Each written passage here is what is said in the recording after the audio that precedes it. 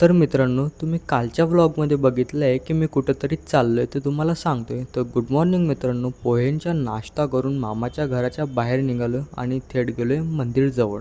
तिथे sharing auto वगैरे केला आणि 10-15 मिनिटनी आपण आपल्या डेस्टिनेशनवर पोहोच की नागझरीला. आणि बाई, आपल्यासोबत एक स्पेशल गेस्ट पण आहे. तुम्ही म्हटलं त्याला तर नागझरी दाखवणं बनतेच आणि सोबत तुम्हाला पण. आणि मित्रांनो, तुम्ही जर नागझरीला कधी आला असाल तर कमेंट करून नक्की सांगा. इथे आहे गोमुख कुंड. इथे ना गायच्या तोंडामधून ना शुद्ध पाणी निघते. आणि भाई, इथं ना थोडासा प्रॉब्लेम झाला, कारण ना इथं मोबाईल आणण्यास सक्त मनाई आहे. तरी पण मी लपून छिपून एक व्हिडिओ काढला. आणि ना नागझरी त्याच्या कुंडासाठी खूप जास्त प्रसिद्ध आहे. तर तुम्ही शेगावला आलात तर नक्की भेट द्या. त्यानंतर गेलो आम्ही भुयारात जाण्याचा मार्ग.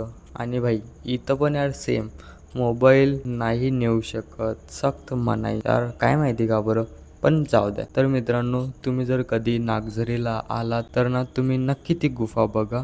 आणि इथं ना स्टॉल वगैरे तुम्हाला जर काही हवं असेल तर इथून तुम्ही घेऊ पण शकता. आणि मित्रांनो, जर तुम्हाला हा व्हिडिओ आवडला असेल तर प्लीज लाईक द्या.